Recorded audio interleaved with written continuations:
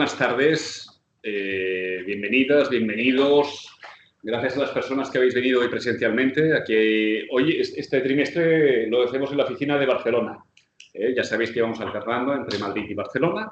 Y este trimestre tenemos la suerte que mi compañera Claudia Casco, una de las personas que está en la gestora del banco, hoy tenemos la suerte que nos acompaña y nos ilustrará con todas las ideas que queremos compartir con vosotras y con vosotros del posicionamiento que hemos realizado aquí en este último trimestre y en el próximo trimestre.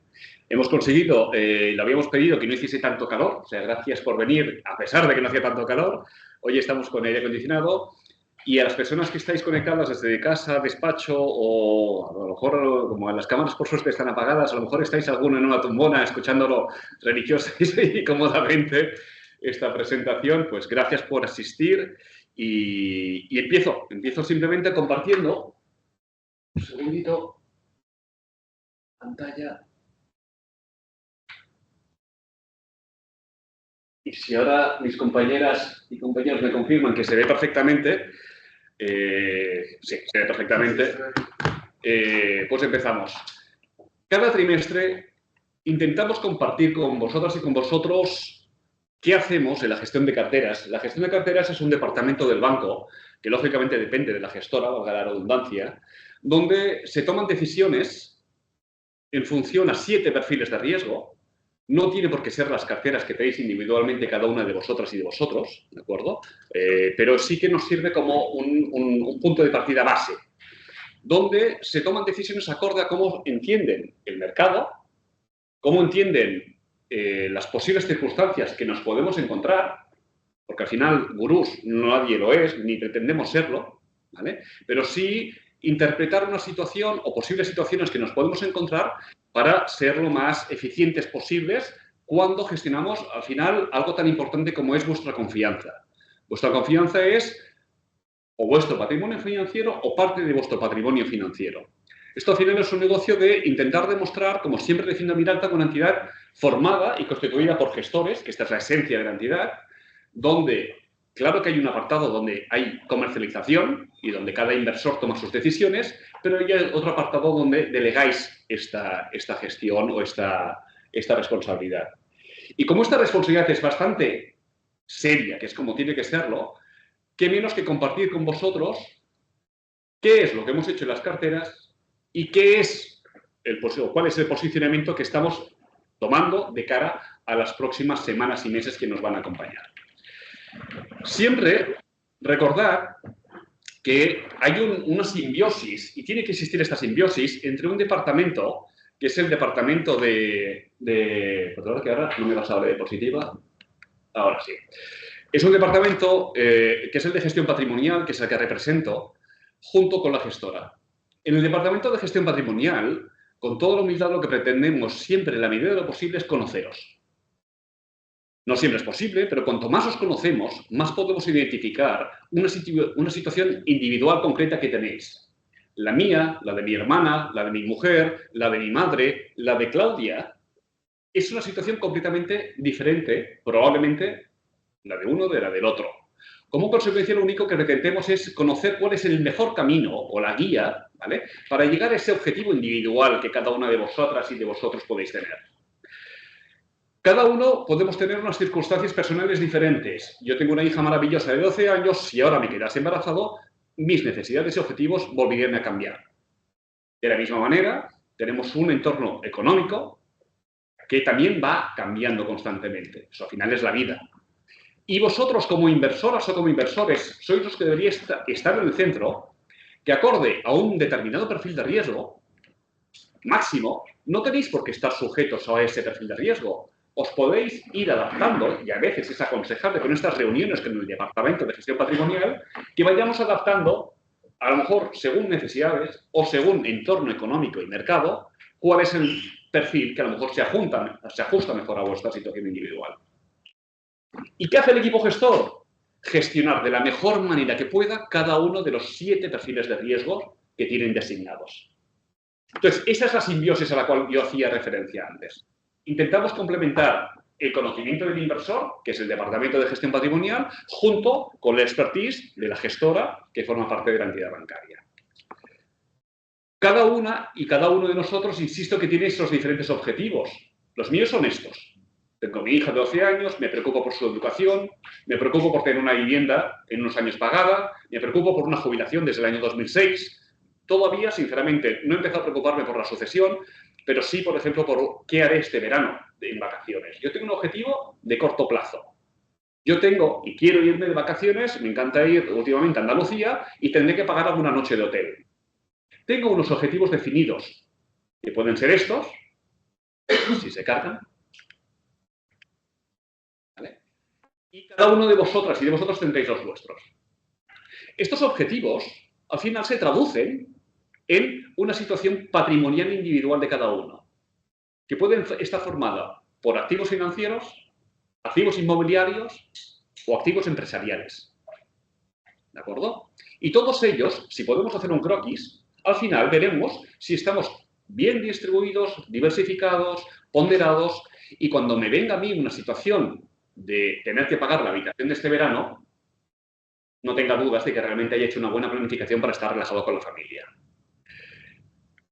A veces no tenemos claros los objetivos, hay que tratarlos, pero muchas veces menos todavía los medios o los instrumentos que utilizamos. Han de ser coherentes. Yo no debería, puedo hacerlo, tener el saldo o el importe que necesito para pagar las vacaciones de este verano, que me falta un mesecito para irme de vacaciones, en un tipo de activo que de repente me caiga, ya no te digo un 15%, es que ni un 4%, que puede pasar, como pasó en el año 2022. Incluso activos muy seguros llegaron a caer un 6%. Entonces, no debería estar en ese posicionamiento porque estoy cerca de ese objetivo. Entonces, eso es lo que debería determinar la coherencia y la planificación. Y al final, algo tan sencillo como se define como los perfiles de riesgo, que son normalmente diferentes tipos de activos, fijaros que está ahí aquí inmobiliario, y al final cada perfil de riesgo nos define un horizonte temporal, que no es estático, ¿de acuerdo? Que podemos irnos moviendo, porque nuestra idiosincrasia particular y los famosos mercados financieros van a ir cambiando. Eso es lo que nos va a permitir intentar ser más eficientes en la gestión individualizada de cada una de vosotras y de vosotros. Entonces, este tipo de gestión siempre intentamos que sea, y lo hacemos mediante fondos de inversión, por motivos de diversificación, por motivos tributarios, por motivos también de, hay ciertos gestores especializados en ciertas zonas geográficas, tipos de activos, sectores, etcétera, etcétera. Estas carteras normalmente están full invested. Full invested significa siempre están invertidas estas carteras. Si queremos tener un refugio en un fondo monetario o una liquidez o una letra del tesoro, pues estaría fuera de esta cartera, ¿vale? Somos flexibles, intentamos que exista la máxima flexibilidad. Prueba de ello es lo que hoy os explicaremos y las últimas reuniones que os hemos explicado los cambios de pesos que hemos hecho y de tipos de fondos de inversión que hemos utilizado es la flexibilidad que utilizamos.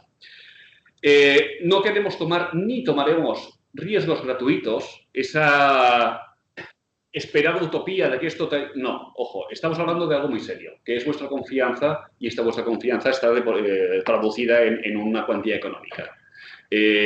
Individualmente, a lo mejor sí que cada uno de nosotros tomamos ciertos tipos de riesgos. Yo, os soy sincero, que los tomo cuando tenga el mercado, pero esto cada uno en su casa hace lo que quiera. Cuando nosotros tomamos vuestra gestión es muy diferente.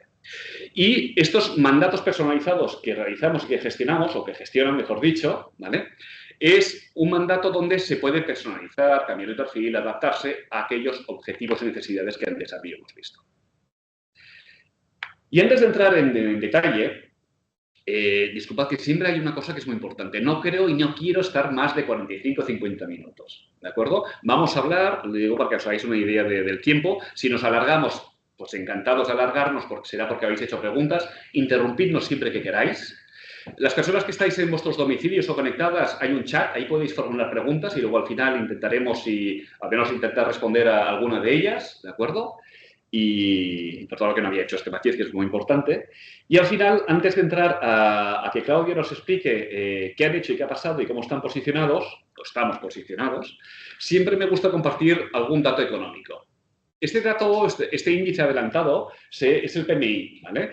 Este PMI traduce, o intenta traducir o interpretar, cuál es el apetito de compra de los responsables de compras o aprovisionamiento de los responsables de compras de la industria de diferentes zonas geográficas. Y normalmente se entiende que toma un color verde positivo si está por encima de 50 o un color amarillo, naranja, rojo si está por debajo de 50. Quiere decir ello, un color amarillo, naranja o rojo significará que hoy no hay mucho apetito por aprovisionarse. Si no hay un motivo o mucho apetito por aprovisionarse, Claudia, ¿qué puede ser? Bueno, está claro que oferta y demanda, ¿no? O sea, al final... No esperan mucha demanda. Exactamente. ¿Vale? En cambio, podemos ver un color verde que dice, ay, pues sí que puede haber cierto apetito por aprovisionarse. ¿Por qué cree que puede haber cierta demanda? No siempre se ha de interpretar como, ostras, a lo mejor en el mercado boyante y creciente y el que más proyección tiene es el que está en verde. Porque a lo mejor el que está en un naranja o rojo ha sufrido una situación determinada y a lo mejor tiene una futura proyección de futuro con un precio o un descuento, ¿vale?, que el verde no tiene. O sea, no lo interpretemos, por favor, como algo bueno o malo, ¿vale? Es un dato que se tiene que complementar de muchísima más información, que precisamente ese es uno de los trabajos de la gestora. Desde el año 2022, la famosa crisis de Ucrania, la crisis de inflación, y valga la redundancia, inflación, la palabra inflación, nos estamos preocupando y siguiéndola desde entonces. La palabra inflación llegó a tocar doble dígito en el año 2022 y provocó aquella famosa subida de tipos de interés. Ya los tenemos en unas cifras ya bastante distantes de aquellas cifras que tocamos en el año 2022. La, entre comillas, medicina que se facilitó a la economía, que fue la generalizada subida de tipos de interés, consiguió enfriar esa inflación de una manera paulatina. Hay alguna zona geográfica como Estados Unidos que todavía tiene unos tipos de interés más elevados que otra, como la europea. Y ahora hablaremos con Claudia y nos comentará pues, cuál puede ser la perspectiva que podemos entender o que dejan de entender los responsables de estos tipos de interés, ¿vale? Pero esta es otra imagen que compartimos siempre porque es importante desde hace 3 años tenerla presente. Los tipos de interés, esta es la deuda pública a 10 años de diferentes zonas geográficas, y muchas de ellas sigue estando cara. Cara significa que aquí está la deuda pública americana de 10 años, a un 4,4. A 30 años está un 0,20 por arriba, un 0,20 y pico por arriba. ¿Vale? Es decir, financiarse a 30 años vista o 10 años vista no está siendo barato para según qué zonas geográficas. Y ello tiene una serie de implicaciones que ahora comentaremos. ¿Vale? Hace 10 meses, perdón, hace 10 meses no, hace ya, perdón, no modifico la fecha, hace 13 meses, porque esto era en mayo del 24, fijaros las curvas como eran. En los medios largos plazos se entendía que bajaría los tipos de interés. ¿Vale? Ha cambiado completamente la película. Y una variable tan difícil de predecir como es la divisa, en este caso el eurodólar, ¿vale? Esta es la misma diapositiva que utilizamos en la presentación de marzo, la misma. Ahí, en esta diapositiva que os estoy compartiendo aquí, es la predicción o proyección de las principales casas de análisis. Las principales. Y los nombres que ponen a la izquierda no son de personas que no dominen el conocimiento del mercado. A meses vista y a trimestres vista. En esa fecha de marzo, aquí estaba llegando a un máximo de un 1,15. La media estaba alrededor de 1,05, 1,010, 1,10. Esto hace 4 meses, ¿eh? ¿Cuánto tenemos la divisa ahora? Ahora estaba 1,14, creo. 1,17. 1,17. La tenemos disparada. Y, ojo, que es otra variable que, como nos explicará Claudia, nos preocupa. ¿Vale? Fijaros que están invertidos en dólares. En los últimos 7 meses, o 6 meses y medio, nos ha supuesto perder, o nos ha supuesto no perder, porque pierde es el que vende, es ver una cotización vinculada al dólar en un menos 13%. Menos 13% significa que a lo mejor el mercado americano ha ido muy bien, pero el efecto de divisa se ha cargado de esa rentabilidad del mercado americano. Entonces, estas son variables que siempre nos gusta compartir antes de la explicación, porque son comentarios en los cuales nos iremos apoyando a lo largo de la exposición que nos va a hacer Claudia. Entonces, finalmente, aquí pongo 2 índices que siempre los suelo compartir también. Es el índice amarillo, o naranja, no sé cómo lo estáis viendo desde casa, es el índice de Standard & Poor's 500, donde ahora ha repuntado, ha vuelto a coger fuerza. Volvemos a estar en máximos históricos. Y la línea azul es la deuda americana a 2 años, donde datos de esta mañana repuntaban, indicaban un 3,91% la deuda pública americana a 2 años. Es decir, todavía se está pagando la liquidez, pero claro, en dólares. Si yo vivo y gasto en euros y quiero eliminar ese coste o ese riesgo, tengo un coste. Hay que valorar si ese coste tiene sentido o no tiene sentido. A lo mejor se puede reducir los próximos meses, pues es probable, pero para ello tienen que bajar los tipos de interés. No nos tenemos que dejar influenciar porque consuman mucho los mercados, hacer como hace la generalidad del mercado. Cuando sube el mercado es irónico, pero la sombra azul es flujos de entrada. Y es irónico como cuando más sube el mercado, más flujos de entrada hay en el mercado. Esto es el S&P 500. Y cuando corrige el mercado, hay flujos de salida. Yo solo entiendo una interpretación. Es o no hemos planificado correctamente o al final hacemos lo que hace todo el resto de modas, por así decirlo. ¿Vale? Y muchas veces el famoso mofo, el fear of missing out, ¿no? El miedo a quedarme fuera. Cuando sube el mercado, pues tengo miedo de perder una gran subida y es cuando todo el mundo entra. Si hay una planificación ideal o correcta, acorde a las circunstancias individuales, que es lo que os compartí al principio de la charla, deberíamos de ver que a lo mejor este comportamiento no es el coherente acorde a vuestro patrimonio o vuestras inversiones financieras. Y ahora ya sin más, gracias Claudia por estar hoy con nosotros de nuevo, ¿vale? Gracias como inversor por depositar la confianza y saber que la podemos tener depositadas en todo el equipo que sois en la gestora, porque es un equipo evidentemente de personas donde se nutre de tecnología para poder tomar decisiones. Esa tecnología es una decisión que se tomó desde hace mucho tiempo en la casa y que la aplicáis a poder ver qué ha pasado en un semestre ya podríamos decir, ¿vale? Y yo ya sin más te paso la palabra. Intentaremos hacerlo como siempre. Con Claudia y yo a veces me sale mal Claudia, te iré interrumpiendo, pero intentaremos que sea lo más llano y didáctico posible, ¿vale? Porque al final, como os decía antes, esto se trata de un negocio de confianza, es vuestro patrimonio, nosotros somos los que hemos tomado esa responsabilidad y si no hablamos de una manera clara y transparente, flaco favor os hacemos. ¿De acuerdo? Y esto es como al final, como un médico que me hizo una intervención, yo daba por hecho que ya sabía qué bisturí iba a utilizar y qué tecnología iba a utilizar. Yo daba por hecho que era un buen médico. Lo único que me preocupaba es simplemente cerrar los ojos y que pudiese depositar la confianza. Claudia, la palabra es tuya. Gracias. Bueno, muchas gracias. Estoy muy contenta de estar aquí con vosotros esta tarde. Y bueno, yo quería empezar un poco hablando de lo que ha pasado en el trimestre y, bueno, en general en el semestre, ¿no? Porque ha estado un poco liderado por los mismos patrones. Lo que vemos desde el principio de semestre es que el mercado ha estado básicamente dirigido por una sola persona, que ha sido el presidente de los Estados Unidos, a golpe de discurso, a golpe de noticia, a golpe de ir cambiando un poco, ¿no? las direcciones en las que supuestamente iba a ir, pero no acabó yendo.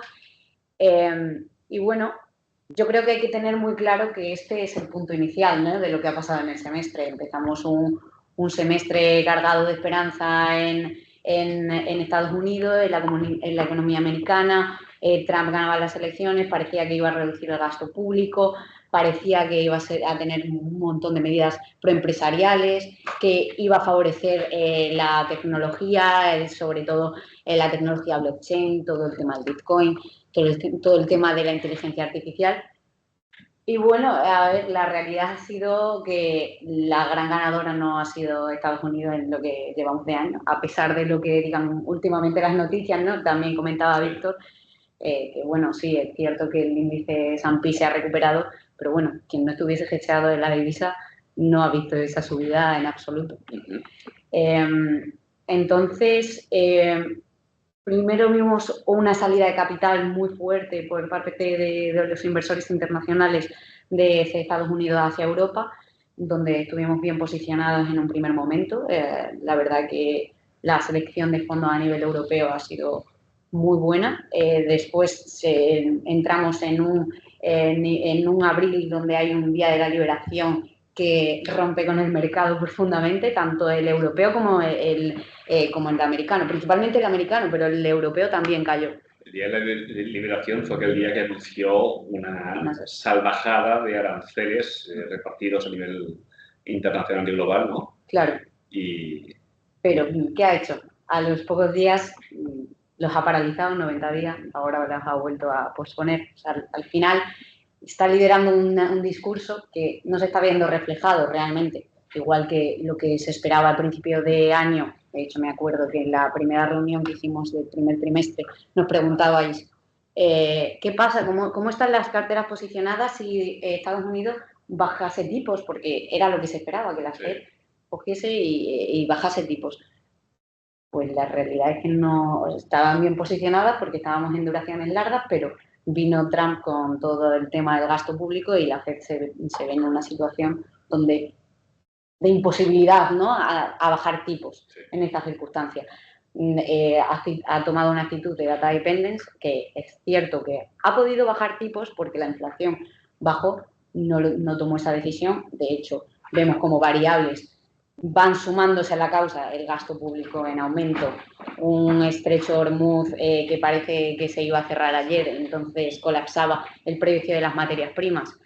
Y vemos como la senda creciente de la inflación está limitando esa posibilidad de bajadas de tipos, donde las carteras estaban muy bien posicionadas, pero la realidad es que eso no ha acabado teniendo lugar. La semana pasada vino un dato de desempleo. Muy bueno, claro. O sea, no está encontrando el data dependence, al final no hay justificación de datos, por así decirlo, claro, para tomar una decisión de bajada de tipos de interés. Sí, y bueno, después vino todo el tema de la guerra de Israel y Irán, que ahí también tomamos decisiones y que luego os explicaremos, donde también estaba como protagonista Estados Unidos, y la última gran noticia que ha sido la última decisión de la OTAN de imponer un 5% del gasto del PIB de todos los países miembros para gasto en defensa. Entonces, al final ha sido este señor quien ha liderado un poco el mercado y no tanto han sido los fundamentales los que han movido como tal la situación del mercado. Todo el tema del movimiento de capital ha sido puramente por un discurso errático, repentino, que muy cambiante, en el que pues nos hemos tenido que ir adaptando más que, ya digo, por un tema geopolítico y macroeconómico y geoestratégico que por un tema de fundamentales en sí mismo. Se preveían menos deuda, reducir endeudamiento, ¿no? Se preveían bajadas de tipos de interés, se preveían muchas situaciones que ninguna de ellas ha llegado. Claro. Aparecía Trump como solución a lo que Biden estaba haciendo, no seguir aumentando el gasto público, reducir la deuda americana, y la realidad que estamos viendo es todo lo contrario. El otro día vimos cómo se impuso una medida, el Beautiful Bill, que básicamente lo que decían es que iban a aumentar el gasto, pero que encima iban a reducir los impuestos, por lo tanto la deuda se agrava todavía más. Entonces llega un momento donde la deuda parece insostenible, los largos plazos americanos se van, hay que estar en los cortos plazos, y eso hemos hecho en los últimos meses. Y claro, dices, ¿cómo se paga esta deuda? Porque claro, cuanto más se vaya a los largos plazos, más se encarece la deuda para Estados Unidos. Recordad que el 9 de abril, esa famosa prórroga de 3 meses, que fue el 9 de abril, fue justo después, el anuncio que hizo el presidente Trump, fue justo después de que la deuda americana a 30 años tocase más del 5%. Corrigió un 0,20 y no, un 0,20 de miles de millones de dólares es mucho dinero. Bajó a 4,70 en ese momento, actualmente está por encima de 4,80. Sé que es ridículo, pero siempre pongo el mismo ejemplo. Un hipotecado español con cierta solvencia, un tipo fijo a 30 años no paga un 4,80. Sé que no es lo mismo, pero quiero decir, la traducción es algo tan sencillo como eso. Es caro. Es muy caro. Entonces, y estamos hablando de la principal economía del mundo, que se está perdiendo como activo refugio, ¿no? Sí. El estar en deuda americana. Y eso el mercado lo está percibiendo. Es cierto que Donald Trump, a través de su discurso, una y otra vez, ha ido modulando esas expectativas de quizás bajadas de tipos, diciendo voy a quitar a Powell de la Fed y voy a meter a Bessent, que va alineado con mis objetivos y considera que hay que bajar tipos. Al final, ese discurso es el que ha mantenido los largos plazos un poco entre lo que decía Víctor, entre el 5, entre el 8,5 y entre el 8,5 básicamente, porque es donde se ha ido moviendo la renta fija a 30 años en Estados Unidos. Pero claro, ¿hasta cuándo va a durar el discurso? ¿Hasta cuándo el mercado va a seguir atendiendo a esta retórica y a estos discursos tan cambiantes por parte de Donald Trump? Porque la realidad es que la Fed todavía no ha bajado tipos. Y para este momento ya se habían descontado varias bajadas. Entonces, surge un problema, que es cómo se paga esto, y el mercado está un poco asustado, y por eso el Tesoro americano se está dejando de ser ese activo seguro que pensaba que iba a pagar en cualquier circunstancia. El gobierno de Estados Unidos, ante esta situación en la que no para de aumentar el gasto, encima baja los impuestos, se agrava el problema de la deuda, tiene pues varios pocos mecanismos para intentar abaratar esa deuda, y es o mediante crecimiento, que lo que vemos en el primer semestre del año, pues la verdad es que bastante decepcionante. También pues la devaluación de la divisa. Ahí hay esfuerzos puestos en que la divisa continúe bajando, el dólar, entonces ahí hay varios vientos de cola que intentamos jugar. Dentro de que en la divisa influyen muchos factores muy diferentes, pero bueno, el objetivo de bajar, de seguir devaluando el dólar sigue ahí. ¿Qué consiguen devaluando el dólar? ¿El qué, perdón? ¿Qué consiguen devaluando el dólar? Claro, o sea, pues abaratar la deuda. Abaratar la deuda. Por ejemplo, eso también beneficia mucho a la deuda emergente, sobre todo en moneda local. Vale. Es una variable que podemos jugar, pero hay que tener en cuenta, lo más importante es que el objetivo de Trump está ahí, ¿no? Y hay que tener eso en mente. Después lo que haga es otra cosa, pero el objetivo está ahí. Y por otra parte también, pues otra de las formas de abaratar esta deuda es mediante bajadas de tipo, y la realidad es que la Powell sigue todavía sin bajar tipos. Se espera alguna bajada en lo que queda de año. Puede ser que se termine cometiéndose, pero no lo sabemos, y la solución más real podría ser estar en tipos negativos, o incluso cero, incluso negativo, tipos reales me refiero, que a lo mejor mejorarían esa situación para la deuda. Pero la realidad es que son objetivos para disminuir el problema de la deuda que todavía están en los planes. Todo este escenario geopolítico, económico, ¿vale?, al final de tipología de activos, es lo que provoca que la gestora utilice instrumentos, lo que todos conocemos como los fondos de inversión, que lo que hace es estudiar, hablar con las gestoras, con las diferentes gestoras, los responsables, con los diferentes interlocutores que tiene cada gestora, para interpretar y entender cómo está posicionado y por qué ese activo, ese fondo de inversión tiene esa cartera o tiene otra. Ese trabajo lo que hace es el equipo de la gestora estudiar si realmente es lo adecuado, acorde a cómo entendemos e interpretamos este tan siempre complicado entorno económico, para luego tomar las decisiones y de esas carteras entre 12, 13, 15, 17 fondos de inversión, depende de la situación individual, se decida cambiar uno por otro. Entonces, ahora os explicaremos los 4 últimos cambios. Diréis, ¿4? Me falta uno.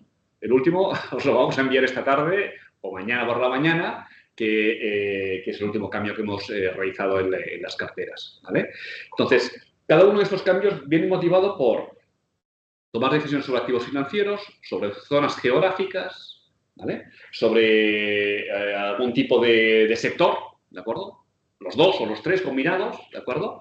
Y ello lo que hace es que luego, si decides salir de un fondo de inversión y entrar en otro, es que todo esto, lógicamente, es por un motivo, que es lo que nos explicará Claudia. Otro de los motivos, lógicamente, es porque a lo mejor una cosa ya ha funcionado y encontramos alguna posible oportunidad en otra. Es una manera, de, entre comillas, de recoger ganancias, por así decirlo, acumuladas en un tipo de activo, por prudencia, por gestión, porque también al final todo esto se trata de tomar decisiones. Había un viejo dicho que decía: quien no toma decisiones no se equivoca nunca. Pues nosotros tomamos decisiones con riesgo de poder equivocarnos, pero también los datos nos pueden dar, y los enseñaremos luego, de que están siendo, yo creo que bastante óptimos en la gestión que estamos llevando con vuestra confianza que decíamos antes. Pues, en el mes de abril tomasteis un primer cambio. Este primer cambio fue un cambio sectorial, ¿vale? Salisteis de un sector que era el sector health, ¿vale? Bueno, no salisteis de un sector health, salisteis de un fondo health, de salud, ¿de acuerdo? Con un fondazo que es un fondo de IB, una gestora maravillosa, excepcional, pero se decidió salir de este sector hacia otro que era un sector que puede chocar, a lo mejor ya en aquel momento, como era el sector financiero, ¿no? Hacia un fondo del Hedis. ¿Qué fue lo que os motivó a tomar esta decisión de cambio de este sector por este sector financiero? En ese momento, lo que estábamos viendo, es importante decir en qué fecha tomamos esta decisión y es justo después del Día de la Liberación. Decidimos rotar hacia el Algebris Financial Equities, que es un fondo que invierte fundamentalmente en bancos. Es una gestora que tiene una expertise brutal en la gestión bancaria, porque no solamente gestiona el equity, sino la parte de renta fija de los bancos, que se estudian de manera completamente distinta a cómo se estudia una entidad no financiera. Y en este momento consideramos que era un momento de entrada muy bueno porque el sector bancario hasta este momento, hasta el Día de la Liberación, había sido uno de los grandes, bueno, por no decir el gran ganador a nivel global en cuanto a sector, y el Día de la Liberación cayó brutalmente. ¿Qué hicimos? Dijimos, vale, es buen momento táctico para entrar en este fondo, en este sector. Nos sigue gustando el sector de healthcare, de salud, y lo jugamos a través de otros fondos globales que invierten en varias temáticas. Pero la realidad es que en ese momento veíamos muchos vientos de cola para la banca, tanto en Estados Unidos como en Europa. En Estados Unidos, porque veíamos uno de los principales dirigentes o personas que se encuentran dentro del núcleo duro de Estados Unidos, que es Besen, al cual quiere poner como dirigente de la FED, diciendo que él veía como solución no solamente para el tema de la banca, sino también para el tema de la deuda, pero es otro tema, el empezar a flexibilizar la regulación que había venido, que se heredaba desde 2008. Sobre todo que había estado ahogando a la parte de la banca regional. Entonces veíamos un viento de cola en Estados Unidos, pero también en Europa, porque veíamos cómo también el discurso en Europa está cambiando en ese sentido y puede haber cierta también flexibilización de las rigideces que sufre la banca, ¿no? Hablábamos en el mes de noviembre ya de una posible cambio de tendencias políticas en Europa. Estos cambios, en teoría, podrían provocar una desregulación, una mayor flexibilización en regulación, y entiendo que este también es el punto que te referías, ¿no? Que ya habíamos comentado en noviembre. Y bueno, por otra parte, porque también veíamos muchísima robustez en el sector bancario a nivel europeo, y considerábamos que era el momento de estar ahí y, bueno, el tiempo ha dado la razón, la verdad, porque, bueno, era un buen momento de entrada porque después del Día de la Liberación era un buen momento para la cotización había caído, ¿no? Sí, y entrar en temáticas que a lo mejor no habíamos tenido la oportunidad de jugar, ¿no? Que no quiere decir que no estuviésemos en el sector financiero antes, pero bueno, no a nivel temático y táctico como hacemos con algunas de nuestras posiciones. Evidentemente también son posicionamientos de bancos, de situaciones donde la morosidad está más que controlada. Son unos gestores que realmente tienen un buen stock picking, sí. ¿Vale? Sí. Una selección de las acciones que tienen comparadas. En lo que llevamos invertido, el fondo ha hecho un 10%. Desde abril, ¿no? Muy bien. Siguiente cambio. En este caso es de tipo de activo, ¿no? Es decir, salíamos de un cambio sectorial, ahora vamos por tipo de activo, lo que todos entendemos por renta fija, renta variable, pues ese tipo de activos, ¿no? En este cambio fue dentro de la renta fija, un tipo de fondo que todos, yo creo que muchos de nosotros y de nosotros conocemos, que es el Flossback, el bono por bienes de toda la vida, que lo hemos tenido muchas veces en las carteras. Es un fondo súper bien gestionado, maravilloso, ha dado unas alegrías enormes a las carteras, pero se decidió en abril también hacer un punto de inflexión, un cambio hacia otro fondo muy conocido, que es el fondo El PINCO, el GIS Income, que es un fondo también muy tradicional, son excepcionales gestores de renta fija, pero, claro, muchas veces, hasta que no entramos en el detalle de qué es lo que tiene dentro ese gestor en esas decisiones que toma, ¿vale? Cuando el equipo hace ese análisis, ese estudio, eso es lo que nos provoca a veces decir, ostras, a lo mejor no es lo ideal a ese entorno económico. ¿Fue esa la realidad? Así fue. Para que os hagáis una idea, en ese momento el fondo de Flossback invertía la mayor parte, un 60% en crédito, investment grade, de calificación crediticia alta, pero estaba empezando a tomar duraciones que no nos gustaban, porque el hecho de tener duraciones también hace que tengas exposición a la curva de tipos del país, lo que estábamos contando antes. Los largos plazos se están yendo, si se van, nosotros perdemos. O sea, ¿tenía un vencimiento muy largo la deuda? Exacto, tenía una duración, estaban entrando en unas duraciones de 9 sin hechear, de 9 años sin 9 hechear, años. Lo cual hacía que entrásemos en terreno un poco pantanoso, ¿no?, en cuanto a duraciones. Y también no estábamos muy positivos en torno al crédito, porque veíamos que los diferenciales se estaban estrechando en exceso. Y por la parte de deuda pública que tiene el fondo, invertía fundamentalmente en bonos ligados a la inflación, en una parte pequeñita en cédulas hipotecarias y una parte también pequeña en deuda australiana y de Nueva Zelanda.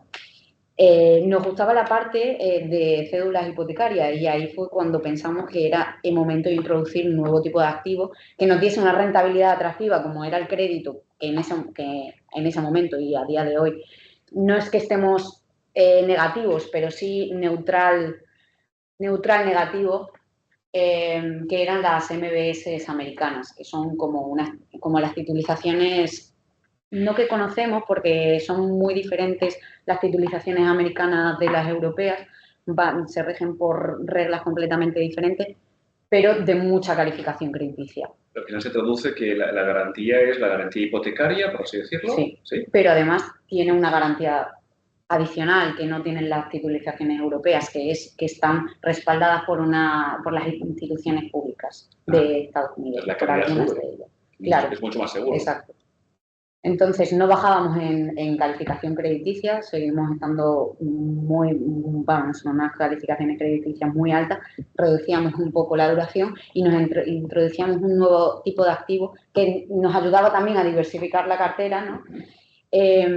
Y es tener una fuente de rentabilidad y de riesgo diferente a las que teníamos. Además de esto, también nos gustaba que el fondo estaba empezando a tomar posiciones cortas en la parte larga de la curva, lo cual hace que te beneficies si la curva se va, como decíamos, y la curva se está yendo. Entonces, tiene varias frentes de rentabilidad, por decirlo de alguna forma, el PINCO. O sea, ¿no os sentíais cómodos con vencimientos muy largos, largas duraciones? ¿No os sentíais cómodos con lo que de más el tipo de interés, entre comillas, te pagaba? Más, bueno, esto al final sí, son lo que pagaba además es que sí pongo lo que estamos hablando, disculpadme, que se me había olvidado las diapositivas.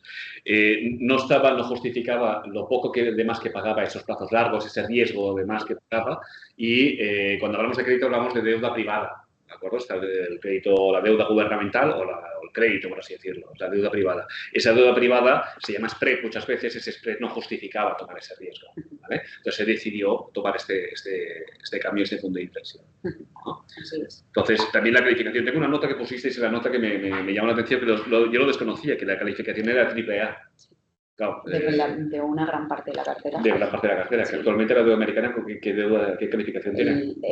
Se la bajó Moody's hace poquito. Por echar algún comentario, ¿no? Es irónico, ¿no? Sí. Entonces conseguimos mantener cierta posición más dinámica a un posicionamiento que que les gusta más a la gestora. Bien, Claudia, 2 cambios. Quedan 2. Siguiente cambio. Dentro de la renta variable, hay un fondo de DWS, la gestora de Deutsche Bank, ¿vale? Si quieres comentar alguna gráfica de estas, tú misma, ¿eh? Bueno, había metido esta gráfica que me parecía bastante interesante, la de la curva de tipo en Estados Unidos, que es una captura que he hecho hoy, esto es un problema. Esto es un problema. Y que esto siga aumentando es un problema para Estados Unidos brutal. Y está en esa tendencia. Fijaros aquí que está por encima de 4,80, entre 4, por encima de 4,80 y largos, por debajo de 4,95. Eso es el tipo de interés que está pagando a 20 y a 30 años Estados Unidos. Y un aumento de la deuda constante aumenta todavía más ese punto. Sí. Y eso es un problema brutal para Estados Unidos y para los inversores en Estados Unidos. Entonces, me parecía bastante relevante. Digo, ¿a qué nivel estaba hoy? Estaba cerca ya del 5. Sí. Y es una cosa que ha estado controlando Trump, intentando bajar con ese discurso cuando intentaba insultar, por decirlo de alguna forma, las actuaciones de la FED, ha ido reduciendo eso, pero al final está en el 5. Y el mercado se cansa de escuchar cosas que no suceden. Al final puede ser que al final como aquello que viene el lobo, que viene el lobo, que viene el lobo, ¿vale? Y al final el mercado se acaba de dejar de creer que viene el lobo. Claro. ¿Vale? Que van a bajar tipos, es que se lo va a dejar de creer, claro. Bien. Siguiente cambio. Este cambio es un cambio sectorial, pero también geográfico. ¿De acuerdo? Ha sido un fondo que lo hemos tenido en cartera, estaba en vigilancia constantemente. Si estaba en cartera, siempre lo hemos interpretado porque había algún cierto tipo de sector que era más defensivo y se pretendía, pues, ante cierta eventualidad de los mercados, aprovecharse de esa situación, que ahora nos explicará Claudia, que es el DWS, el CROCI famoso, ¿vale? Es un fondazo también que ha hecho espectaculares años, que llevaba un tiempo pues, sufriendo, por eso estaba en vigilancia, pero que se mantenía por una explicación que ahora nos dará Claudia. Bueno, al final este fondo es un fondo de renta variable que invierte. Deutsche tiene una metodología que se llama la metodología CROCI, que ese no es el punto ahora mismo, pero no invertíamos por la metodología CROCI, invertíamos porque nos gustaban los sectores que estaba eligiendo la metodología, que eran el consumo básico, servicios públicos y energía. Y ese fondo estaba fundamentalmente ahí por una razón muy clara, y era una posición defensiva en la parte de renta variable en el caso de que todo se cayese, ¿no? En el caso de que todo se caiga, los ciclos económicos funcionan en este tipo de sectores, y es esa la razón por la que queríamos estar en este fondo. Pero ¿qué pasa? Que vino un riesgo geopolítico o un conflicto importante, que fue el conflicto entre Israel e Irán, donde se empezaron a iniciar conversaciones de que igual cerraban el estrecho de Hormuz, y eso afectaba al fondo profundamente y dejaba de tener ese carácter defensivo, estaba moviéndose por otras razones que no eran por el motivo por el que lo teníamos en cartera. Entonces dijimos, vale, pues es momento de salir e ir hacia otra temática que también nos gustaba mucho desde hacía mucho tiempo, que era el sector de la infraestructura. Con una gestora que es Lazard, pero que se diferencia de otras gestoras. Claro. Hay un universo un tanto reducido de fondos de inversión de renta variable de infraestructura cotizada, y la mayoría de esos fondos resultaba ser que estaba principalmente invertido en Estados Unidos. Nosotros considerábamos que las valoraciones también para este sector dentro de Estados Unidos no estaban justificadas, y queríamos un fondo que tuviese una exposición mayor en Europa, porque veíamos muchos vientos a favor, ¿no? Mucha potencialidad en la temática de infraestructura, y veíamos que casi nadie estaba posicionado ahí, excepto este fondo de Lazard. Consideramos que es un buen momento para estar dentro de infraestructura, porque a pesar de que tiene una posición importante en Europa, también tiene posición en Estados Unidos, y es genial, es perfectamente, asumible, y lo queremos porque Sí que consideramos que Donald Trump está también ahí, ¿no? Quiere una relocalización de sus industrias, quiere reindustrializar el país, quiere desarrollar toda la parte de infraestructura de blockchain, de inteligencia artificial, y para eso se necesita inversión en infraestructura. Por lo tanto, defendemos que parte del fondo se encuentre dentro de Estados Unidos. Pero también vemos muchas potencialidades dentro de Europa, ¿no? Porque vemos como ha habido unas elecciones en Alemania en febrero, en el que con esas elecciones el nuevo gobierno quería reducir o flexibilizar el techo del gasto, por lo cual vamos a empezar en Europa, no solamente Alemania, también el resto de países europeos, a gastar más justo no solamente en defensa, sino también en gasto en infraestructuras. La deuda pública alemana está a niveles de 62, 63, la americana por encima de 120. Quiero decir, el margen de maniobra y de aumento de gasto público en Alemania todavía es más que asumible, por muy agresivo que sea, y deseable en cierto modo. Entonces apoya este posicionamiento europeo. Claro. ¿Vale? Lo que ha pasado estos años es que Estados Unidos, no digo que Europa no, pero ha vivido un poco por encima de sus posibilidades en lo relativo al gasto público. Y el acumulado de deuda que tiene Estados Unidos es infinitamente superior al que tiene Europa. Por lo tanto, vemos que sí que va a haber un gasto, no solamente en defensa, como decimos, por parte de todos los Estados miembros de la Unión Europea, sino también hacia infraestructura y hacia renovación de los países, y sobre todo Alemania, que tiene un gran problema con eso. Además de eso, también vemos dos factores claves, que son dos conflictos bélicos que están en los que se está generando muchísima destrucción, y que eso hay que repararlo en algún momento. Entonces, vemos que es un momento muy bueno para estar ahí.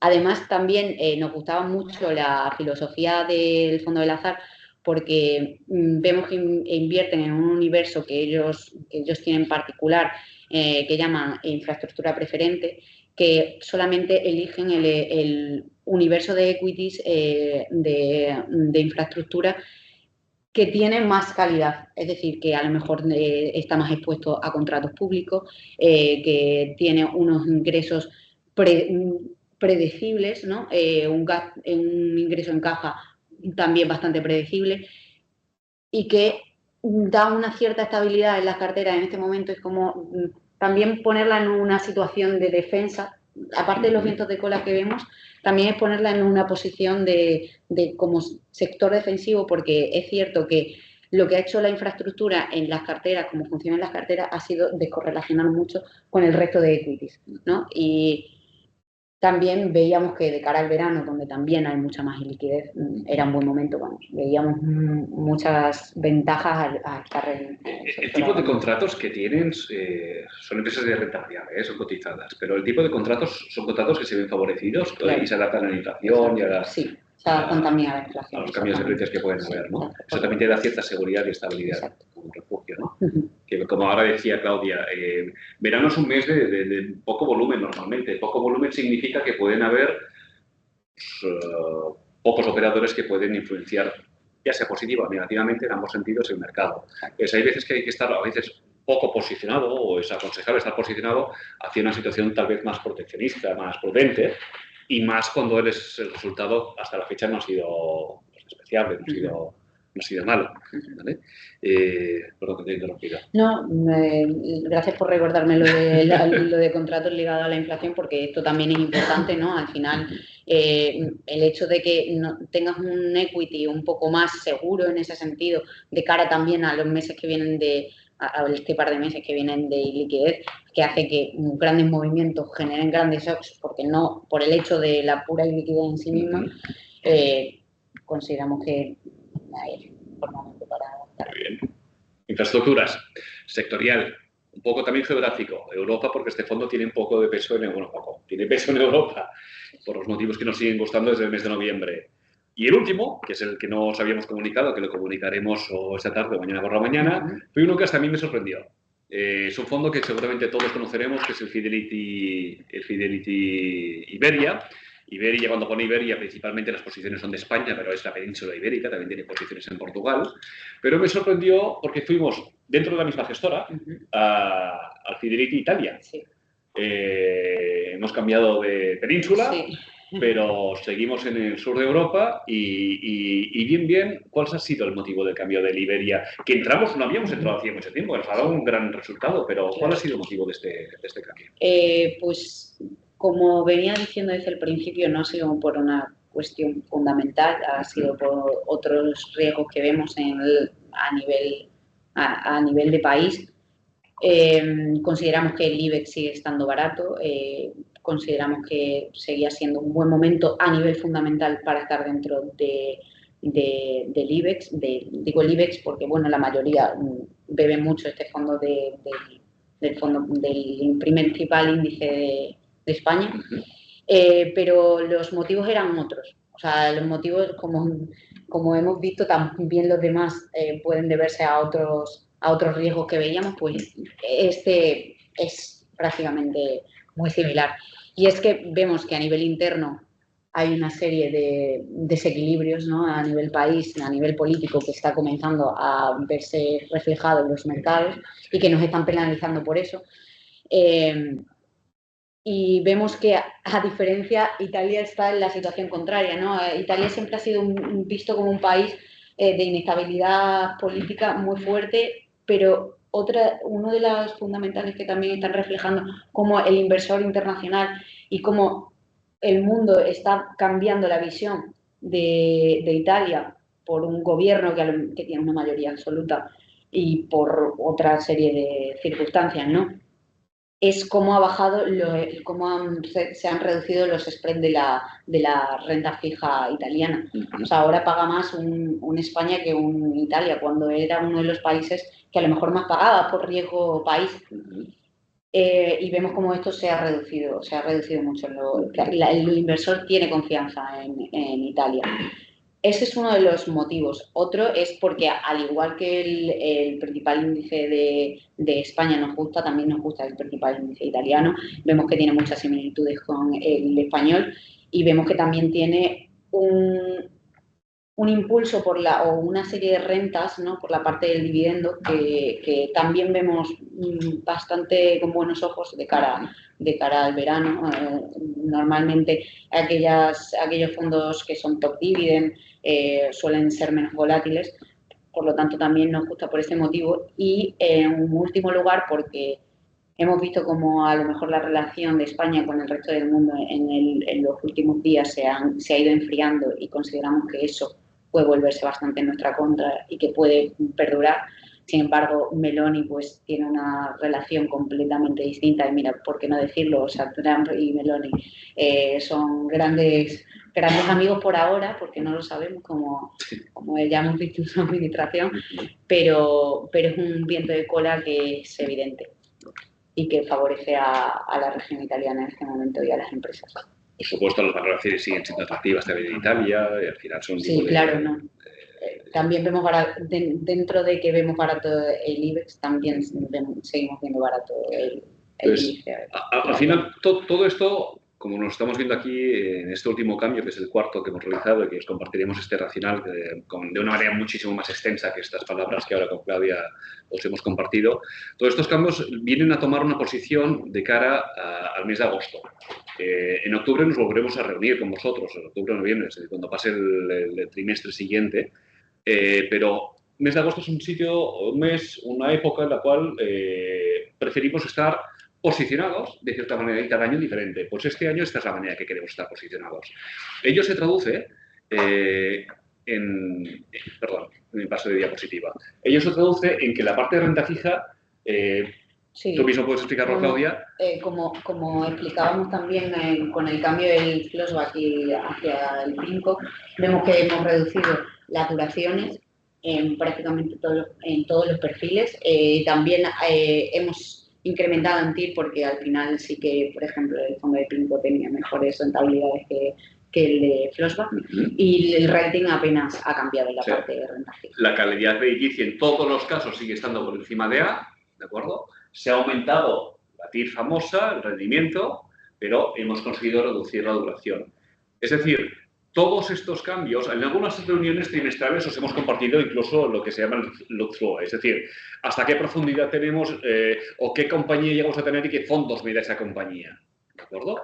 Entonces, esto es, al final, cómo se traduce toda esa serie de decisiones, ¿vale?, que toma la gestora para conseguir ese objetivo deseado de cara, de momento, julio, agosto, y ya veremos si en septiembre os hemos comunicado o hemos tomado algún tipo de decisión de cambio. Y para tranquilidad de todos, por ejemplo, el cambio de rating no ha sido por la introducción del pingo, sí, ha sido por la bajada de la calificación. Correcto. Bueno, eso es importante, sí. ¿Vale? Y luego, se ve muy pequeñito, disculpad, ¿vale? Pero al final yo soy acompañando con el ratón y si no, como esto quedará grabado, pues ya os lo compartiremos en algún momento. Aquí podemos ver la parte de Europa como estamos en marzo, que tenía un 61,17, esto es su benchmark, ¿vale? Y cómo está ahora actualmente, es decir, ha aumentado muy poco, porque realmente el cambio geográfico lo hicimos en el primer trimestre, que ahí sí que se notaba como las cifras mucho más destacadas. De hecho, como en un perfil 7, como bajábamos prácticamente un 20% en Estados Unidos en contraposición con Europa. ¿Y a nivel sectorial? Sí, bueno, lo que veíamos un poco, ¿no? Como el haber entrado en el Algebris, pues nos ha hecho tener una mayor exposición en el sector financiero. A nivel de energía también el haber salido del CROCI y a nivel de haber salido del AB Healthcare, pues también nos ha hecho tener menos exposición a como decía, básicamente lo que os hemos contado, pero de manera agregada. Como decía Claudia, sí que estamos en salud, pero un peso bastante inferior de como estábamos antiguamente. ¿Cómo estamos en salud? A través de otros fondos globales, pero no con ese protagonismo que tenía en el mes de marzo. Claro, globales o geográficos, pero que invierten en varios sectores. Al final, todo esto se trata de identificar si es correcto el posicionamiento que tengo. Yo siempre soy muy pesado con este índice, que es el famoso MSCI World, ¿vale? En teoría se interpreta como la máxima diversificación de empresas cotizadas de renta variable. Aquí Estados Unidos a lo mejor supone un 30 y pico por ciento, 30 y pocos actualmente. España no creo que lleve la serie del 1 o 30% de este índice. Es decir, en teoría lo que se interpretaría como la máxima diversificación de la renta variable. Y dices, oye, es fantástico, qué tendencia es positiva, igual que la línea naranja. La línea naranja es el PIB mundial agregado. Al final, claro que tiene una tendencia a largo plazo positiva, pero ojo, no está exenta de resfriados y correcciones. ¿Qué se intento transmitir siempre cuando os pongo este índice? Y esto es, que muchos de vosotros seguro que la conocéis porque os la llevo compartiendo mucho tiempo, es que al final nos vamos a ir encontrando en este camino muchos eventos. Y eventos que evidentemente nunca sabemos cuál va a ser el siguiente. Si lo supiésemos, estaríamos todos en otro sitio. Estos eventos es la vida, nuestra cotidianidad, es decir, esto es el día a día. Estos eventos no me han de preocupar si estoy correctamente planificado.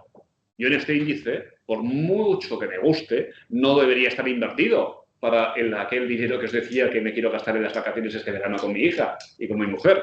No debería estar invertido con el cambio de coche que a lo mejor me motiva a hacer el año que viene. ¿Por qué? Porque a lo mejor tengo un 15% de caída en este índice. Entonces, esto es un tema de planificación donde ahora toca hablar de este caballero que las decisiones y los comentarios y los bandazos que está tomando están provocando pues, que este y otros muchos índices, no tan solo de renta variable, sino también de renta fija, se ven afectados. Y si no hemos hecho una planificación correcta, porque no cambian nuestros objetivos, necesidades o porque cambian los mercados financieros, es cuando tengo que a veces malvender. Malvendo porque no he planificado correctamente o porque me asusto. Malvendo porque al final no he interpretado correctamente un mercado. Y al final todo se trata de aquella famosa senda que cada uno tenemos la nuestra, aquella distribución por puertas, por horizontes temporales, que desde el Departamento de Gestión Patrimonial tan pesados somos cuando tenemos estas reuniones con vosotras y con vosotros como inversores y depositantes de confianza. Al final, todo esto se trata de desarrollar una parte romántica, que es con el plazo, con el tiempo, ganar dinero. Porque si no, ¿por qué estáis aquí? ¿No? Si no, para eso yo creo que podríais ir a determinar un perfil de riesgo y sufrir o no sufrir, o a lo mejor estar invertidos o con la cuenta corriente. Con la cuenta corriente, ojo con la inflación. ¿Por qué? Porque la inflación supone que cada vez que pase uno de estos eventos, mi poder adquisitivo se ve reducido. Y al final, todo esto se traduce en que esta gestión, y ahora es lo que estoy buscando poco a poco, de momento, en estos últimos 6 meses, en estos 6 perfiles de riesgo, que insisto, no son los que tenéis cada uno de vosotros, se están traduciendo en un performance, pues, nada despreciables por encima de su benchmark. Pues desde un 2,62 en un perfil 1, 4,36, 6 hasta un perfil 8. ¿Vale?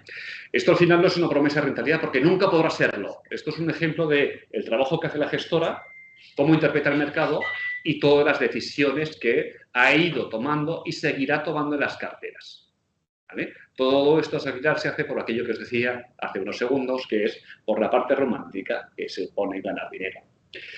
Y yo creo que, Claudia, no sé si tenemos alguna palabra más por dar nosotros. Si no, yo creo que es el turno de dar paso a los inversores, a las inversoras, a las personas que a lo mejor todavía no depositan la confianza en nosotros y nos gustaría que lo hagan. Planificar siempre, esta frase siempre la pongo, ¿vale? Y a partir de aquí simplemente os queremos transmitir que voy a abrir el chat, ¿vale? Dejaré de compartir y entonces pues también aquí en la sala, por favor, si tenéis alguna pregunta, algún comentario, el micrófono está abierto y si acierto con el ratoncito que me está costando, a ver si lo veo y no hago un lazazo y desconecto la reunión que soy capaz. Perfecto.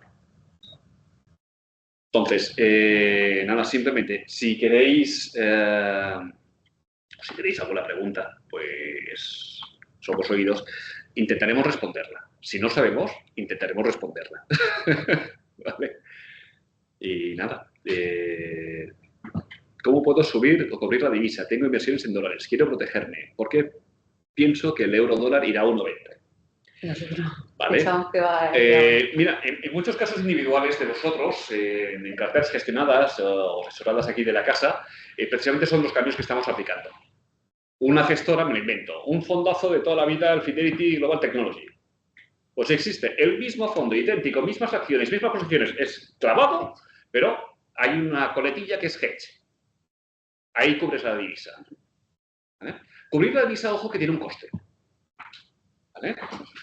Pero te quita ese riesgo del menos 13% que actualmente llevamos por el efecto de divisa en el dólar.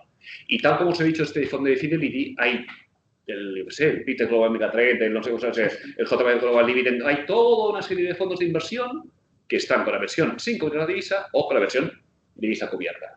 Ojo, de renta variable, pero también de renta fija. ¿Vale? El MAN, por ejemplo, que lo hemos tenido en carteras, lo hemos tenido en la versión fecheada. ¿Vale? El mismo fondo que estábamos viendo aquí, el PINCO, que hemos tomado posición en cartera en el mes de abril, es la versión fecheada. Cubierta. Hedge es la divisa cubierta. ¿Vale? No queremos ser de las revistas y por favor no lo seamos, dice Claudia. A la vista de sus comentarios, ¿estamos a tiempo de salir de Estados Unidos? ¿Estamos a tiempo? ¿A tiempo de salir de Estados Unidos? No, hombre, a ver. Tampoco es eso. No es salir de Estados Unidos, es ser prudente con Estados Unidos y pues a lo mejor contemplar que el excepcionalismo americano pues, puede estar llegado a su fin, ¿no? Y pues quizás es buen momento para buscar oportunidades en nuevas geografías, que es lo que estamos haciendo. Intentar también rebajar ese riesgo geopolítico que no, en el que no vemos valor, ¿no? Porque, como decíamos, sí, el rebote ha sido brutal, pero es que la caída también lo fue y el dólar pues no parece el activo refugio que considerábamos, como decíamos al principio. Parecía que era a prueba de bombas, pero si encima el gobierno también está buscando ese sentido de la divisa, hay que ser, yo creo que lo suyo es ser consciente de hacia dónde va la tendencia, ¿no? De intentar por lo menos ver lo que este señor hacia dónde va, hacia dónde mira, ¿no? Después lo que pasa y con la divisa ya lo decía Víctor, o sea, ni las mejores casas de Goldman Sachs y JP Morgan no han acertado, no sé si habrán acertado alguna vez en alguna predicción, pero es inútil, ¿no? Porque es una variable que está profundamente determinada por 200 más, ¿no? Entonces, pero bueno, saber que hay unas intenciones de moverla hacia un sentido nos dice cosas. Al final, tener presente que cuanto más se acerquen los tipos de interés entre Estados Unidos y Europa al mismo plazo, ese coste, si así se van acercando, se reducirá. Y por hoy hay algún coste, evidentemente, que existe, ¿vale? Entonces, al final es también ser presente, desde que a lo mejor sacrificamos algo de rentabilidad, pero eliminamos ese riesgo de divisa, ¿vale? Pero nosotros ahora tenemos esta idea, vosotros como inversores, pues evidentemente pues, podéis compartirla, ¿no? Pero al final es una manera pues, de ser más prudentes. Ya veremos, acordaros de los años 2013 y 2014, cómo estaba el eurodólar, a años luz de cómo está actualmente. Nos costaba creer, cuando ya estaba por encima de 1,30, que llegase por debajo de la paridad, que llegó a tocar 0,97. Se hablaba de eso alguna vez, sí, claro. Casi estuvo a punto. Es decir, al final es una divisa, es un activo completamente muy difícil de predecir. Sí que hay que tenerlo presente y con cuidado, pero muy difícil de predecir. Hombre, yo creo que es importante tener en cuenta la parte de la que comentábamos antes, ¿no? O sea, el problema de la deuda, eso es un problema que existe y es real, tangible, y hay ciertos mecanismos que pueden rebajarla o no. Una es dejar de seguir gastando, otra es subir los impuestos, pero es que no se está haciendo ninguna de esas. Otra es crecer mucho, pero es que tampoco se está consiguiendo. Entonces, cada vez hay menos soluciones viables y una de ellas es la divisa. No es que apostemos a que... Yo considero personalmente que no me extrañaría ver el dólar en 1,40. No me extrañaría. Pero claro, por esto que digo de la deuda. Esa variable más importante. Claro, hay que ser prudente. Otra pregunta. En tecnológicas, tenéis un peso relativamente bajo, menos 13, por debajo del 13%. Sí, sí, claro.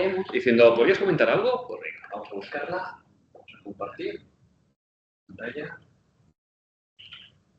Perdón, es lo que más bajó, ¿no? En la época de Trump, el francés y tal, tecnológicas bajó mucho. Bajó mucho, sí. De hecho, quitamos un fondo temático que era tecnología, uno de Fidelity, porque consideramos que no era el momento. Al final, la tecnología, principalmente quien innova es Estados Unidos, eso es incuestionable, y de hecho, no es que nos vayamos de tecnológicas ni que pensemos que va a colapsar, pero no era el momento, y si veíamos que era buen momento para estar en tecnológica, igual no en Estados Unidos. De hecho, por eso en ese momento hicimos el cambio del fondo tecnológico sectorial al fondo de BlackRock de emergentes, ¿no? Que tenía una parte importante también en tecnológicas, pero a lo mejor en Taiwán, en China, en otras geografías que también son muy potentes a nivel tecnológico, pero sin toda la parte negativa que está trayendo el discurso que veníamos comentando de Trump. Y sí, lo cierto es que hemos tenido un overperformance de tecnológicas el año pasado. De hecho, estábamos muy sobreponderados, pero no consideramos que sea el momento, pero principalmente porque un fondo de tecnología está invertido en Estados Unidos. O sea, es inevitable, ¿no? Y seguimos creyendo que hay que estar ahí, pero bueno, también estamos en un momento donde estamos viendo como por ejemplo, las compañías de Estados Unidos se están aprovisionando no solamente en inventario, sino también en términos de CAPEX, que eso va a llevar un tiempo el materializarse. O sea, la inteligencia artificial, vamos, no tenemos ninguna duda de que hay que estar ahí, pero claro, ¿en qué momento? Pues si ahora va a terminar, o sea, se ha hecho el gasto, pero hasta que se materialice los beneficios van a pasar un tiempo, no sabemos cuánto. Esto, la verdad que va muy rápido, pero también, por lo que hablábamos al principio, las empresas no se están viendo desfavorecidas por lo que están haciendo, por fundamentales, se están viendo ataviadas por lo que está haciendo Trump. Entonces, claro, no vemos que sea el momento. Por ejemplo, Tesla, una de las principales tecnológicas, no está cayendo en mercado por una cuestión puramente tecnológica, se está cayendo ahora porque quiere crear un partido político, porque se ha separado de Trump, porque Trump ha dicho que va a retirar toda la serie de imposiciones que iba a hacer en un primer momento con respecto al coche eléctrico. Entonces, de fundamentales no estamos hablando, por eso en misma situación no estamos ahora mismo positivos en tecnología, porque estar positivos en tecnología implica estar en Estados Unidos y ahora no consideramos que sea el mejor momento para tener la misma sobreponderación que teníamos antes. Un activo muy de moda como nuevo asset, y terminaremos con estas dos preguntas más que quedan, ¿vale? Pero yo creo que a todo el mundo le interesa. ¿Conviene tener un pequeño porcentaje del patrimonio en fondos cripto? Hombre, yo, si me preguntas a mí, sí. Claro, o sea, por ejemplo, mira, este trimestre lo que veníamos viendo es que el oro se ha consolidado como activo refugio por encima del dólar, por encima del treasury americano. El Banco de China no para de aprovisionarse en oro por una cuestión de pura concepción que tenemos del oro. Y el Bitcoin es cierto que ha sufrido parte de esa inestabilidad que ha sufrido el equity en Estados Unidos, pero también se ha consolidado como activo refugio al final. Yo creo que esto llevará tiempo, ¿no? Pero vemos, por ejemplo, que China sigue apostando por la parte del oro como pensamiento, no quiero decir antiguo, porque el oro tiene mucho sentido y tiene una labor fundamental en las carteras, ¿no? Pero como que esa vuelta al patrón oro, que mientras que Estados Unidos está acogiendo a ese activo nuevo, ¿no? Que es el Bitcoin, el Estado americano no para de aprovisionarse en Bitcoin.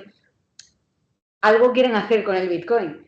O sea, un plan tienen con el Bitcoin, ¿no? Entonces yo creo que no solamente ya porque actúe como activo de refugio, que si vemos una comparativa del oro contra el Bitcoin, lo veíamos el otro día, también sigue una trayectoria bastante similar y ahora en este momento en el que se ha estabilizado en los $100.000, parece que sí que se está convirtiendo en ese activo más refugio, no tan especulativo como lo teníamos en la concepción o en la mentalidad todo.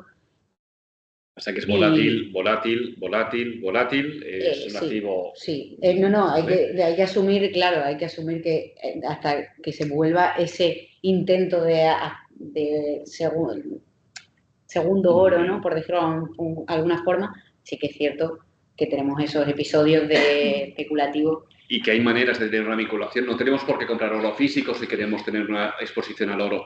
Podemos comprar desde maquinaria vinculada, mineras, de compañías mineras. Lo mismo pasa con este tipo de activo. Como en alguna cartera que hemos tenido nosotros en algún fondo propio nuestro, que hemos tenido en su momento pues, alguna cotización, alguna compañía vinculada al mundo cripto, no a las criptos en sí, sino al mundo cripto. Y, valga la redundancia, a nivel institucional, muchos de vosotros ya sabéis que porque es un nuevo asset que nos piden, nos desarrollamos un fondo de inversión cerrado donde gestionamos criptos, pero gestionamos la volatilidad, gestionamos el riesgo, no la inversión en cripto. Es decir, sí que hay 16 divisas dentro del fondo, ¿vale? Donde no pesa ninguna más, pero sí, el Bitcoin tendrá protagonismo. Pero lo que hacemos en ese fondo cerrado para esa inversión institucional que nos lo pide como un nuevo asset, lo que gestionamos es el riesgo, la volatilidad, con Palop, que es un gestor excepcional que venía en Black Swan y es el que está desarrollando esa maravillosa gestión.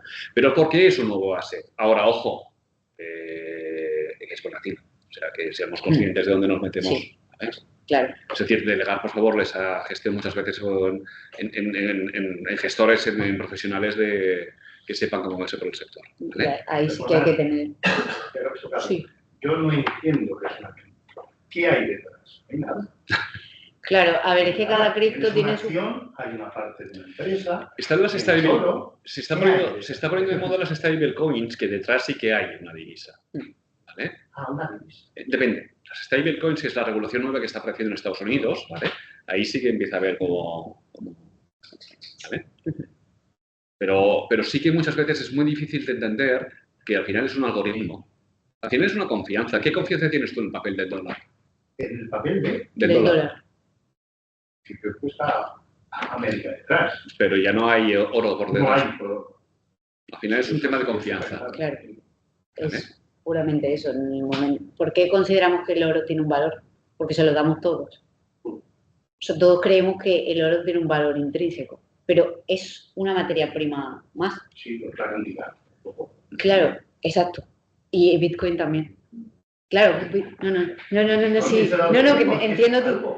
Es algoritmo. Entiendo. Que lo entiendo. Entiendo que además es difícil de... Sí. Y yo creo que ese es uno de los riesgos que tiene el Bitcoin. Yo creo que no actúa a día de hoy como activo de refugio justo porque es muy difícil que todo el mundo entienda que eso tiene un valor, que hay una cierta cantidad de Bitcoin y se acabó como el oro. Pero claro, es intangible, no lo ves. Solamente lo ves en una wallet que está en una cuenta, pero es una cuestión de credibilidad. De confianza. Sí, de confianza. De la cripto, del Bitcoin, es la tecnología blockchain. Claro. Correcto. Que, No. Bueno, ahí. Tenemos un artículo, de hecho, de... ¿Sí? Sí. Os lo compartimos, si queréis. Sí, lo compartimos, porque ahí, bueno, le escribí yo, entonces intenté hacerlo muy llano, así que se lo compartimos. Os lo compartiréis claro, si queréis un artículo, sí. ¿vale? Te lo compartimos, por supuesto. Pero es muy simple, ¿eh? O sea, tampoco me meto en mucho. Ahora que sacas esa palabra, también puedes estar invertido en alguna compañía vinculada a blockchain, si crees que es un activo o una tipología de inversión que puede funcionar, porque es aplicable, ya verás que te lo explicaré en un artículo seguramente, a diferentes sectores. Hace un año y medio, una empresa americana que cotizaba, que era una Small, pues se le ocurrió poner detrás del nombre blockchain. Y en una semana multiplicó la cotización por... En un año tenía el mismo patrimonio, el mismo fundamental. Y en una semana multiplicó por haberle puesto solamente el nombre blockchain al final del... Esto que explica una de las personas que asisten hoy aquí presencialmente está diciendo que por añadir una coletilla al nombre de la compañía que ponía blockchain se disparó la cotización. En la época.com sucedió lo mismo. Lo mismo, ¿vale? Ahí está la labor de saber si hay valor o no hay valor. Es decir, los analistas y los gestores, los profesionales que se dedican a ese trabajo de conocer el valor intrínseco o no de una compañía, por eso en teoría les pagamos y depositamos la confianza, ¿vale? No, a veces también yo creo que lo que sucede, ¿no?, es que se crean índices, que si realmente empezó a hacer alguna actividad, aun por mínima que fuese en blockchain, se intenta crear un índice y con eso se crea un ETF y sin quererlo entra una cantidad de dinero en un tipo de activo que no hubiese conseguido dinero de ninguna otra forma. De hecho, nos pasó con una acción que tenemos en la cartera de Narval, que es Galaxy Digital. Correcto. Sí, que es canadiense y es una acción de la que nos hemos beneficiado muchísimo porque ha entrado en el Nasdaq. Solamente por el hecho de entrar en un índice, bueno, justo en el Nasdaq, es un índice, es uno de los mayores índices, por no decir el mayor, ya vas en todos los ETF va a entrar ese activo, se va a tener que comprar porque si no, no se puede conformar como tal el ETF. Entonces, esa serie de movimientos de capital que parecen que no son importantes o que no los tenemos en cuenta cuando a lo mejor vamos a valorar un tipo de activos, son muy relevantes porque solamente por el hecho de estar en un índice te va a entrar muchísimo patrimonio. Entonces, si en algún momento veis que alguna acción tiene potencial de entrar en un índice, es que intrínsecamente va a entrar dinero, aunque no se quiera, porque se va a entrar a través de un ETF, se va a entrar a través de un fondo indexado. No sé si más o menos. Entonces, te miraremos el artículo. Bueno, pues yo creo que hemos respondido a algunas de las preguntas que nos habéis planteado. Nos hemos extendido más del tiempo deseado, disculpadme, y sé que el tiempo es oro para no haber redundancia o cripto para muchas personas, ¿vale? Gracias por vuestra asistencia de nuevo, gracias por vuestro tiempo. Seguiremos trabajando por y pro vuestra confianza, que es las inversiones que depositáis en Miralta, y ahora aquí presencialmente nos quedamos, si queréis, haciendo un corralito hablando entre nosotros. Gracias y muy buenas tardes. Gracias.